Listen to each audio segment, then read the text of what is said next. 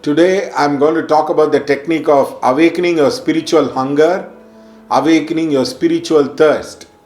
Many souls have the thirst for the worldly pleasures. For example, the Indians talks about the four Purushartha. The great Rishi Parampara talks about the four Purushartha. Artha, Kama, Dharma, Moksha. So, but the four Purushartha is actually many people have thirst for money. Many people have thirst for love. Like women, I know one woman who said, I have not found the correct partner in my life. I want a soul mate. It is Kama, the thirst of Kama. Kama means relationship, it's not only sex. Also, some people say, I want to earn in crores, 100 crores, 200 crores, 300 crores. Now, that is a thirst of the money. Some people say, I want to do good, I want to feed so many people. That is the quest of Dharma. The thirst of the soul will vary for people to people. The hunger of the soul will vary to people to people. That is why Diksha is given. Whenever somebody gives you a Diksha, he awakens your soul embers. He awakens the fire of your spiritual life. He tries to make you hungry for God. He tries to make you hungry for spiritual experience. The thirst of spiritual life starts and the quest begins. So the point is, many people, whenever a guru really blesses you, your spiritual hunger will awaken. Your spiritual thirst will awaken. The world will look very pale. The world will not look very impressive. You will not be interested in the world. You will feel like getting lost in the world. You want to come back and do your sadhana. You want to come back and do it across. So that's why you need to have the spiritual thirst and spiritual hunger. Now, if you are not having the spiritual thirst and hunger, it's very, very easy to awaken it. You take a mantra and you keep on chanting in the Urdhva. As the energy expands, it will go inside and your energy body will expand. You will start identifying yourself with the soul and your spiritual hunger and thirst will improve a lot. Now, that's why many people after the age of 40 are not interested in the corporate life. They don't want to get into politics. They don't want to get into war because they feel it's all meaningless because their spiritual hunger is awakened.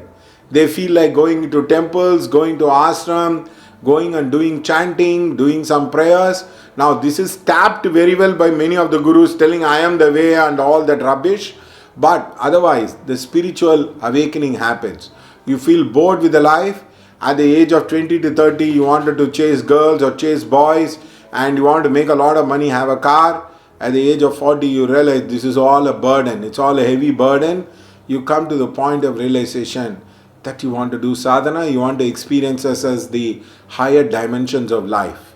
Now, people like Nityananda and the so-called modern gurus, they are very materialistic. Why do you need to drive a helicopter? Why do you need to drive a Jaguar car? It's all nonsense. You're going to die. Your body is going to get putrefied and die. It's going to be eaten by the ants. Before the death comes, have you seen the reality? You are claiming that you are enlightened, you are this and that. Tomorrow all these fools, so-called fools, who are going on saying a lot of things, will they come and help you at the time of death? Remember, like Valmiki, the Seth Narad said, whatever you're doing, will they come and take your sin at the time of mantra, at the time of death? So ask yourself, dear gurus, whether do you have a real spiritual hunger and spiritual thirst? It's not like putting everybody in a resort and making them do a deep breathing will awaken their spiritual hunger. And death, old age, sickness is all going to come. So if you are going to face it, you need spiritual hunger, you need spiritual thirst.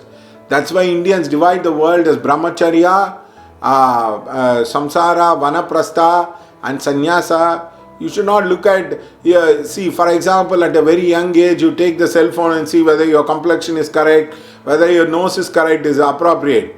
But as you grow old, you realize the pearly teeth will fall, the hair will turn grey, the skin will become wrinkled, the eyes will become dimmed, the ears cannot hear it. At the time of that, what will help? So that is awakening the spiritual hunger and the spiritual thirst. The self-obsession starts going. And I pray God and I pray all the great teachers that whoever sees this video, May their spiritual hunger get awakened. May their heart get lightened by the fire of spirituality. May they have spiritual thirst. And may all their embers get awakened. May their past life get awakened.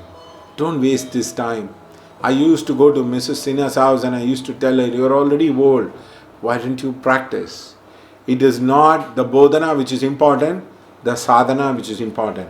It is not the coach, it is a match which is important. Don't waste your time. Close down this video. Have you started this journey? Have you forgotten that you have come here? You are a soul who have come into the earth for searching for God. You are not a personality. Don't doubt about God's existence. Don't doubt about soul's existence. People who have talked about like Periyar and Ambedkar and all have gone. But remember, people remember Rama, Krishna, because that is eternity, that is truth. This Sanatana Dharma talks about that truth, the eternal truth, the soul's journey in this life. Don't waste your time. Awaken it. Use it to practice. That's why Milarepa says beautifully, he says, our religion is not to live and die in regret. May you not get regret. Forget about you being the boss. Forget about you being this. All these things will not help you. One more time you will be born again. Or one more time maybe in the bardo you will be the Bhuta Peta Pisas. Because you have screwed up many people's life in the name of politics and corporate world. But don't regret it right now. Right now you have the time. Make your practice strong. Make your boat strong. Before death arrives, reach the other shore of life. Thank you so much.